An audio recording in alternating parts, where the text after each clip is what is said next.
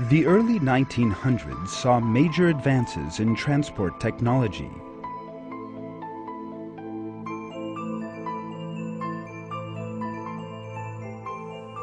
Mankind welcomed these advances, which made life so much easier, and quickly adapted to them.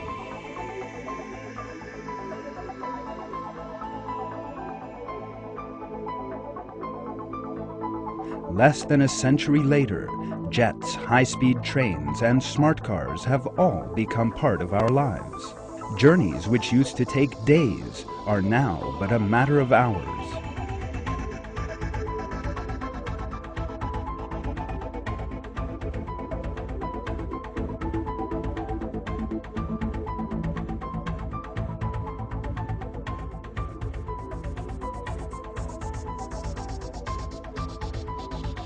The advances in technology are not limited to modern means of transport.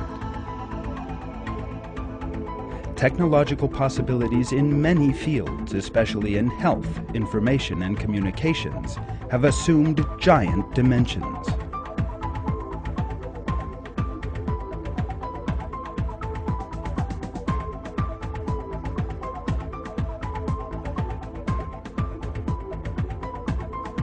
The technology which surrounds all aspects of our lives has made them easier and faster, and has therefore brought with it comfort and time savings.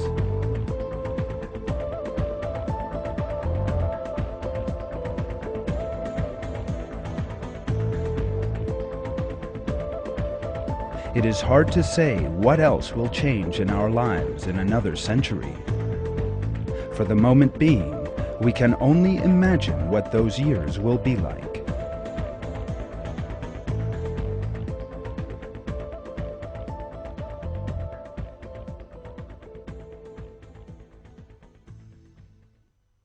In many people's view, the modern buildings they live in, the cars they drive, computers, televisions, and all the other countless products of technology are entirely man-made.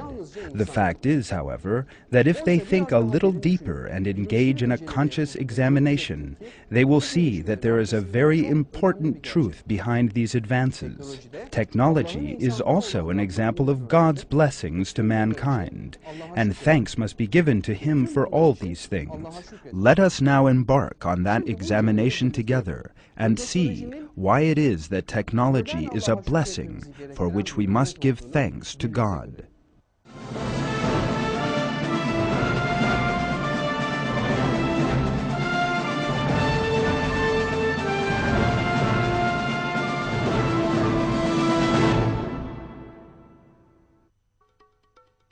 One substance we use together with technology occupies a particularly important place in our lives, and what is more, it is an incomparable substance: glass.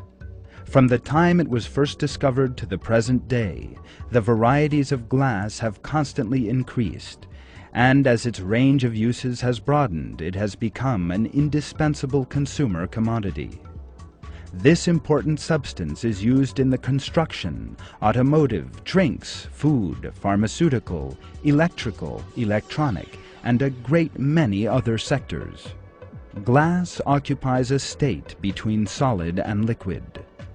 Silicon, in other words sand atoms, combine in an irregular manner with calcium, potassium, magnesium, and sodium atoms. Glass emerges as a result of this irregularity. The reason why glass is so widely used is its superior properties. It does not rust. It is waterproof and transparent. Glass is highly resistant to the effects of substances in liquid, solid, or gas form which come into contact with it. This is known as chemical resistance. Furthermore, the chemical resistance of glass is an adjustable property. The height of the alkali level in glass lowers that resistance, and boron oxide, aluminum oxide, zinc oxide, and zirconium oxide raise it.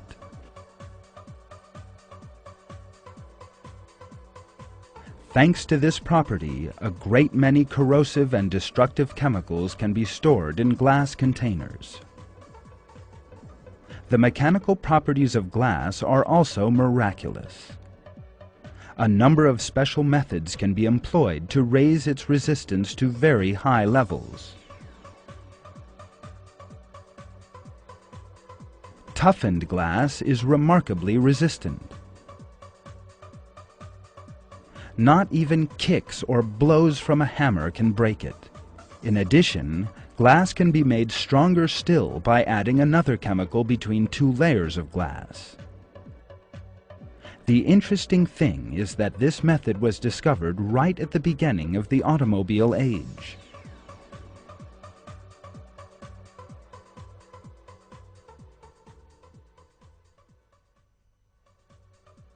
The discovery of reliable glass took place just when it was most needed, in the age of the motorized vehicle.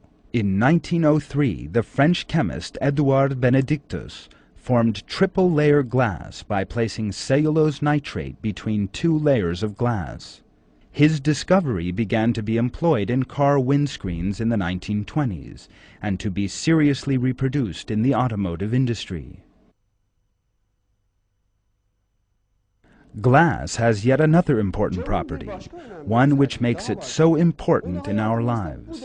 Its raw materials are plentiful and easy to find. Had God so wished, those raw materials could have been as rare as gold or diamonds. In that event, we would have been unable to make as much use of it as we do. Just like iron and fire, glass has also been created for human beings and placed at their disposal.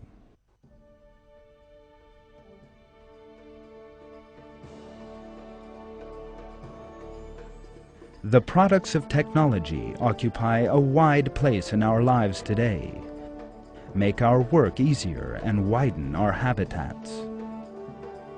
We can now accomplish a great deal more work in a great deal less time. We can travel great distances in a short space of time. Present-day technology is of course a product of the levels which human intelligence and ability have reached.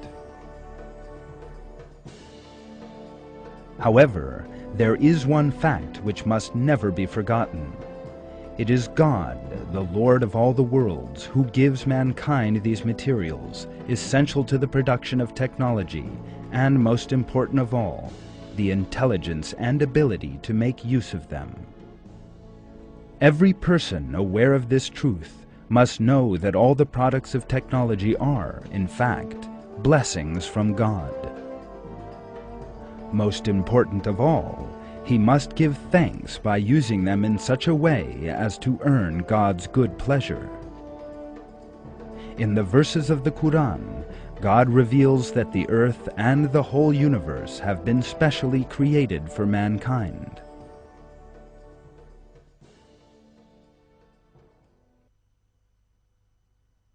It is God who has made the seas subservient to you, so that the ships sail on it at His command, enabling you to seek His bounty, so that hopefully you will be thankful. And He has made everything in the heavens and everything on the earth subservient to you. It is all from Him. There are certainly signs in that for people who reflect.